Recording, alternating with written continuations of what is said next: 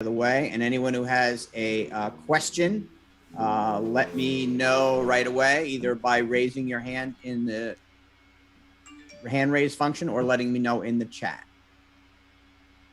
Who has the first question today? Carlos Toro. Carlos Toro with the first question. Here he comes.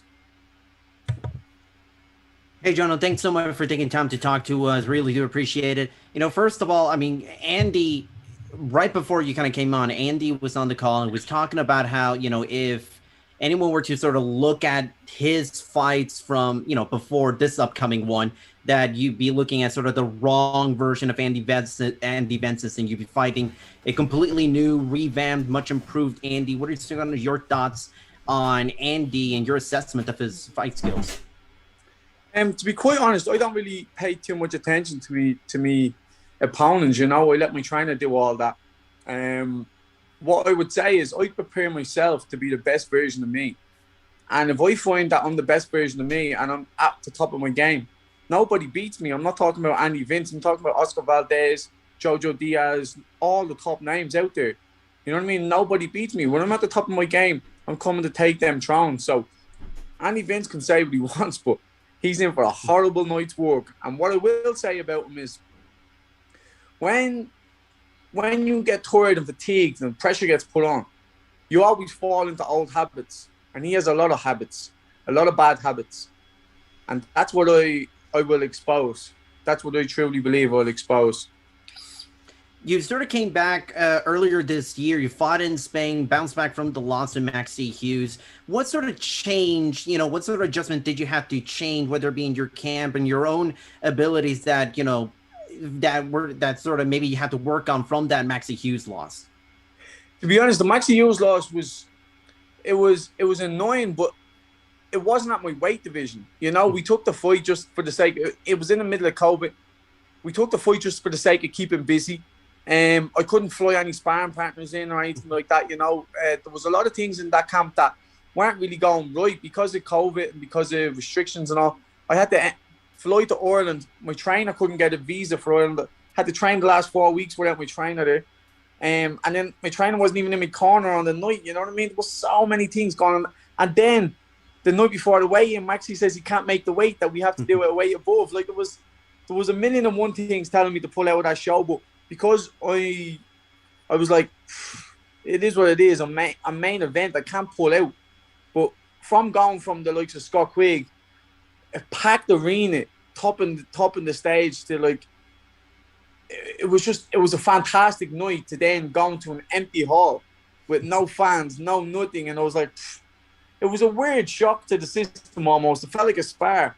And then when I was in there, I genuinely just feel like I was winning the fight, but I didn't have the hunger and the drive that I had in previous fights. You know what I mean? Because it was so quiet in there. It just felt like a spar. It felt like a sparring session. And then I thought I was doing enough to win the fight and just nick the fight. And then I was just shocked with the loss. I was like, what? I was more surprised than he was to get the win. Like my hand was up, his hand was down. Like I was confident I was getting the win. And then his hand gets raised, and it's like he's either getting his Christmas present and birthday present all in the one night. You know what I mean? He's delighted.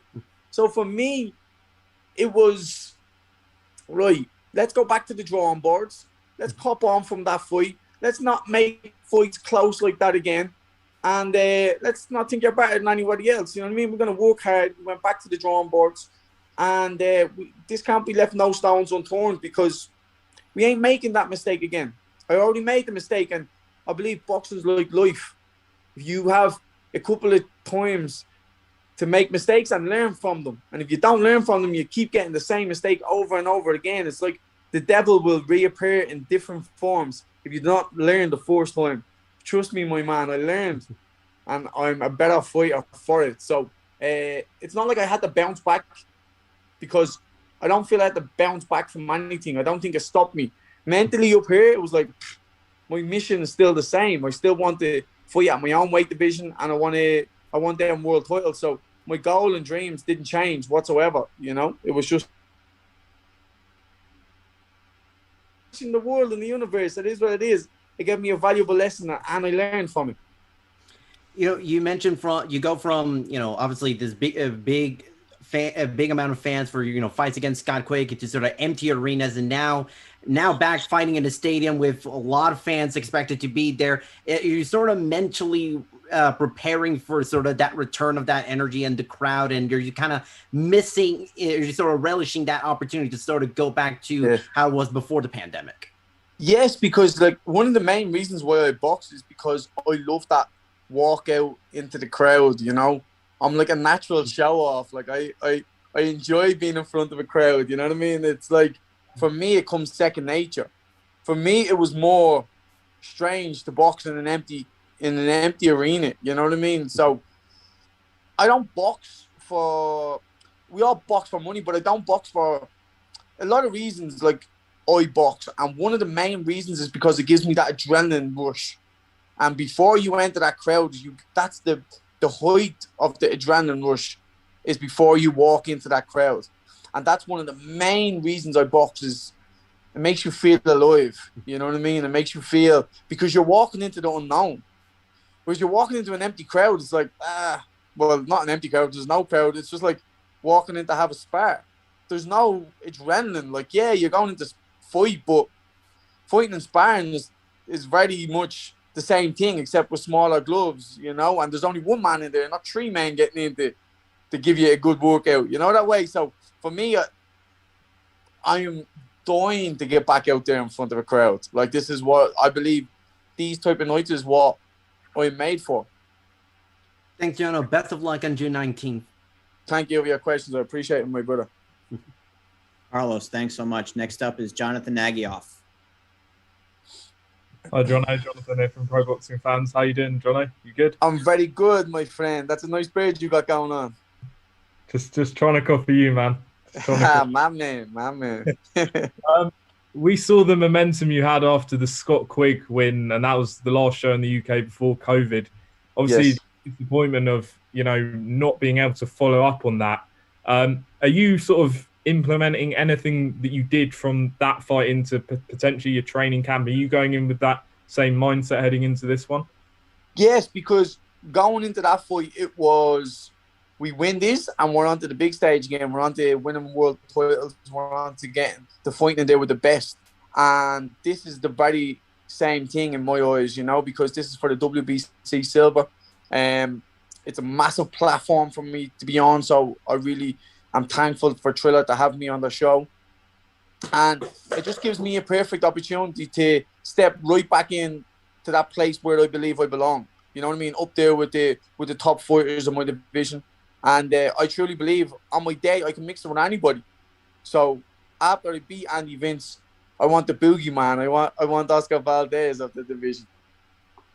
What do you make of what Triller have done and bringing you into the fold for this fight? What's your opinion on how they've got into boxing? Do you know what? I like all these different events and different promoters and different people stepping into the sport, because it gives it a new vibe, it gives it a new energy, and the world is just changing slowly but surely. It's not old school boxing fans these days. You have all these YouTube fighters, you have all the, like, this Triller card is like an event. You know what I mean? It's a proper event, and it's exciting to be on such a thing. And even the fact that, like, Meek Mill is like, I'm a big fan, and Snoop Dogg, I've been a big fan since I've been a kid. So just the fact that he's going to even be in the same venue is exciting, and something that, I'm looking forward to, my man. I'm looking forward to just getting a little picture with him and everything else. And just lastly, you want Oscar Valdez if you win this fight. There's talk that he wants, obviously, Jamel Herring in a unification. If you weren't to get him, does fights with, a Shaki Foster or even a fight back home in Ireland with maybe John Joe Nevin interest you? I don't know who Shaki Foster is. Rated 2, I think. And I don't, like, John Joe Nevin, like, I would happily punch his head in if it comes about, no problem. But the thing is, see, John Joe Nevin hasn't got that big of a fan base, and he hasn't got that big of a support as in a promoter type of way. So, like, what promoter is going to pay for the fight? As long as someone digs deep in their pockets and want to pay me good money, I would batter anybody. It doesn't bother me who I fight or who I compete against. Me personally, I don't rate John Joe Neville as being an amazing boxer. He's skillful and he can box a little bit, but he's not. He still like boxes like an amateur in my eyes. So for me, he's not recognized around the world. You know what I mean? He's recognized in Ireland a little bit, and because of his Olympic kind of stuff. But like, I don't like. If it makes sense money wise and business wise, no problem at all. I'd love to smash his head in because he's mentioned a few little things online. I'm like, he's annoying, isn't he? So I'd love to batter him for the sake of like ego. I'd love to punch his head in, but at the same time, I much prefer somebody like Jojo Diaz, somebody that's a big name in the division, somebody that's a big fish, because then that excites me more. That because after the win or after the fight, it brings more to the table for me. You know, if we beat the likes of Jojo Diaz, like he only lost his belt on the weighing scales. You know what I mean? I know he had to draw that night, but he only really lost the belt on the weighing scale. So for me, in my eyes, he's still that world champion for the IBF. So anything that's going to get me closer to a world title, that's what I want. I don't care for who I fight or when I fight. If it makes money and it makes sense to a promoter and it's going to get me closer to a world title, give me them. Line them up and I'll knock them down. No problem. Best of luck, June 19th, Jono. Cheers. Thank you, my brother. Thank you for the questions. I appreciate it. All right. Thank you, Jonathan. Next up is Dylan Boker. Hey there, Jono. Appreciate you making some time. My pleasure, brother. Thank you for having me. I'm just curious because I was noticing the story circulating around you being a playable character in an upcoming boxing video game. Can you talk about that there? Because you seem very excited about that. Yeah, I am very excited about it. It's like my legacy will live on. You know what I mean? Like it's just I remember playing all these type of games when I was literally a baby. You know, playing EA Sports and even the UFC games, and I love all those type of games. And the thing is, I don't even play video games. So, but those games, I was mad into that and Grand Theft Auto. So the next GTA hit me up. I'd love to be a character. But yeah, I would love to be. I'd love to just play myself. You know what I mean? It'd be almost like a surreal moment, being able to be a character in the game. I'm not one of them made up characters that you just make look like yourself. It's gonna actually be me, you know, that way. So it's exciting. It's very exciting. Yeah, an awesome sort of situation there, man. And thanks for the insights. No, my pleasure, Paul. Thank you for the question. Great, thank you, Dylan. Next up, Johnny Stapleton.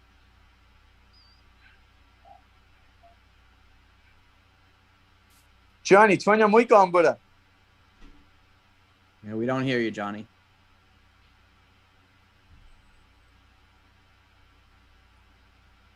That's an amateur move from old Johnny there, what? Amateur move, mate. I don't know why it's not working. I still can't hear you, pal. All right, you know what, Johnny? We'll put you back in the queue, and I've got Jose Ramirez.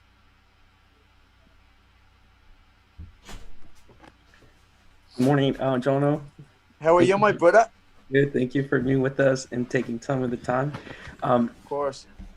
One quick question. Do you feel extra pressure? You know, John Quinlan fight from Europe.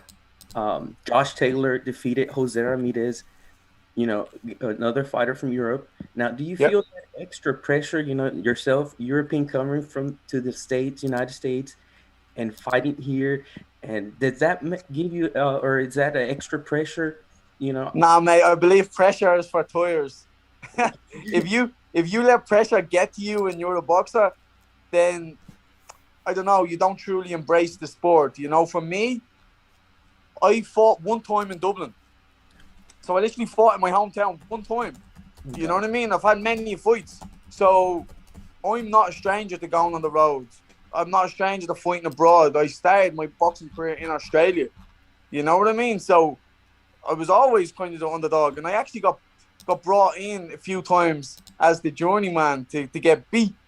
And I showed up. So when I'm against the odds, you always see the best of me. A true fighter will always rise to that occasion. You know what I mean? And I only ever fought one time in America, which was in Philadelphia. Okay. And I was very inexperienced in the fight. I had 16 fights going into a world title bout. But if you actually look at my box rec, I had 3 3-minute rounds. I had 3 fights, 3-minute rounds. It was a thing in Europe that they used to do on Sky Sports called Prize Fighter. So even though I boxed really good opponents in it, I beat a British champion, a European champion, and something else in like my 4th, 5th, and 6th fight. I was a serious underdog, 15-1 underdog. But if you take those, because 3 3-minute rounds is technically an amateur bout. That's the way I look at it. So I technically went into a world title fight with like 13 fights. And I still rose to the occasion. You know, I still rose to the occasion. I get the best effort of myself. And I'm not the type of man that will shy away from a test. For me, it's all about testing yourself, seeing what you're made of, and doing your best. In life, if you do your best, and at the end of the day, you can say, do you know what? I gave my all there. Who can argue with that? You know what I mean? Like, nobody can argue with that. Win, lose, draw, it don't matter. For me, it doesn't. I don't even care about a win, a loss, or a draw. As long as I do my best in the ring. 1 or 2 times, I didn't do my best in the ring, even when I won. And I was more annoyed than anything else. And people were like, you're mad. You still got to win. I was like, that's not the point. I'm in here I'm not doing a 12-week camp or whatever, how long we camp. I'm there to show my skills, what I've learned in 12 weeks. If I'm not learning and developing in every fight, and I'm staying still, then I'm going to walk away from the sport, because I want to be getting better and better each and every fight. And I want to give the fans a good show as well. I want to show boxing ability. I want to show IQ, boxing IQ, and I want to show toughness and gritness and everything, you know. So for me, fighting in America is the land of opportunity, you know what I mean? For me, it just makes it all that much more sweeter, my man. Totally agree with it. Thank you. My pleasure, pal. My pleasure. Thank you for the question. Great. Thank you, Jose. Next up, the great Crystal Hart. Hi. Listen, I was intrigued by what you were saying about the entrance, because even some of us, the greatest actors that have written books, talk about the entrance. Yes. So we also have the fight with Deontay Wilder, who said his entrance costume is something that might have taken him down in that fight. Now tell us, is yours going to be, I don't know if you've worked on it, is it going to be Celtic? You also mentioned rap with Snoop Dogg. Is it going to be something, you know, he also put out a great wine. If you haven't tasted it, maybe after. No, I haven't, but I most definitely will after this fight for sure. So tell us, have you worked at all on what your entrance is going to be and what way you're going to face is Miami? Yeah, you know what? There's a lot of Spanish and that in Miami, and there's a lot of I'm over here in Mexico at the minute doing a training camp in Mexico, and I actually got gifted off an amazing boxer. I got gifted a poncho, and it's the most beautiful poncho ever. So his mom actually spent hours and hours doing certain things on it, and he gifted it to me. So for me, I'm gonna come out in a big ass sombrero. I'm gonna come out in the poncho. I'm gonna look the part. Don't worry about that. I'm looking forward to it. Oh, that's gonna be great. Now, so you've been in Mexico right now doing some of your training, or? Yeah, I've spent 4 weeks in Mexico, I think, at the minute. 4 weeks over here. So, what did you think of Mexico? And again, they have great fighters there. You know, they always fight to the death. Did you spar with them, or yeah? Or what brought you to Mexico of all places? You know what? I came out to Hermosillo the last time, and I was training with amazing fighters. You know, so I just thought I had a great camp out there, and I just thought, you know what? Why not do it? I had a lot going on actually in Spain. My missus just had a baby, so I was in and out of the hospital. It was a premature baby, so I was in and out of the hospital a lot. There was a lot going on back there, you know. So I just, my wife wanted me to basically get my head clear, focused, and I just think Mexico is one of those places. They fight from the heart here. Not only boxing IQ and they're tough and gritty, but they fight from the heart. So for me, I wanted to go back to that old school training method. There's some Rocky Balboa stuff. Come out here to Mexico, and yeah, I've got some amazing sparring out here, some tough sparring. So, yeah, I just life is about journeys. You know, I love my journey that I'm on right now, and this little journey that I've had in Mexico, I've truly enjoyed it. I've got my head clear. I've been able to focus and put my head down here. And being with the Mexican people have just given me their energy. They're good energy, good vibes. They're beautiful people, and yeah, I'm looking forward to putting on a show. So that's why I'm going to come out in that, because the real warrior, it's an Indian warrior holding this woman in his arms on the poncho. It's a beautiful, beautiful poncho. So, for me, as a warrior going out there to take Andy Vences' head clean off his shoulders, that's what I'm going to be representing, the Mexican people and the Irish. Scoopa! Oh, talking about the Irish, I was in Limerick City when Andy Lee was to fight Billy Joe Saunders. And then, of course, it didn't happen at the time. I still went there, and they did a lot of boxing expositions. And then they threw it and held it eventually in Manchester. Do you ever see anybody like Andy Lee or? Yeah, I've met Andy Lee before. I've actually met Billy Joe Saunders as well before. But I have family down in Limerick, so I know what it's like down there. It's a crazy place. I've had many amateur bouts and stuff like that down in Limerick too. So it's a beautiful little place. So I hope you enjoy it. Your stay in my home country. When does your beard come off? Or my beard doesn't come off. That's a signature beard. That doesn't come off. Many people tried to get me to take that off, but listen, I've worked way too hard on that beard to take it off. Will they let you fight with that? Because is there any rules? How long can it be? Is there rules on that? Yeah, I've had to take it down numerous times. Every opponent always tries to talk about it and say like it cushions the blow. But if that's the case, then why don't you make you shave your head? Because it's still here on your head. It's just silly, you know what I mean? But because of the Muslim religion, someone argued about before. So respect to the Muslims, I get to keep my beard. Okay. Well, good luck, and I'm looking forward to this entrance. Okay. Thank you. I hope you truly enjoy it. I appreciate your questions. Thank you. Crystal, thank you so much. We're going to try Johnny Stapleton again, and if the audio doesn't work, I have his question that I can ask myself. So go ahead, John. Okay.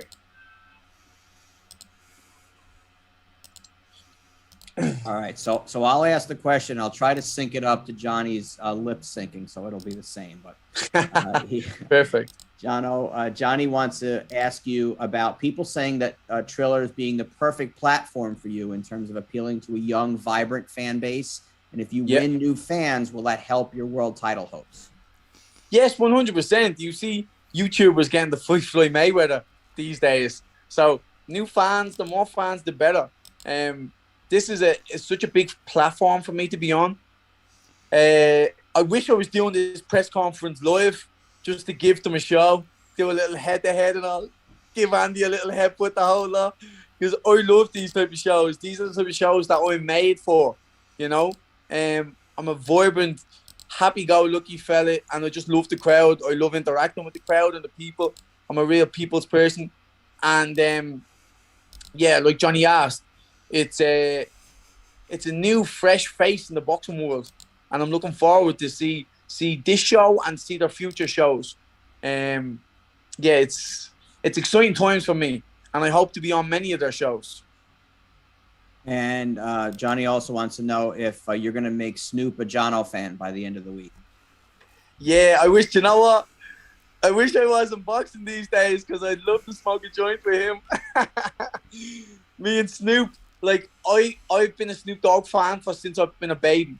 You know, my dad's been rocking that, and my uncles and everyone else, we've been all massive Snoop Dogg fans. So just to see him face to face, take a picture with him and everything, I would love him to smoke a blunt with him. But hey, after my boxing career, I'm sure if I make him a fan now, we can be future friends. And I'm sure he will be a fan after this fight. Because anyone that's going to watch this show, and if they like boxing, they will be a fan after this fight. Best believe that. Great. Well, I want to thank everyone for taking part in today's media session, and remind everyone that the credentials are due tomorrow. So you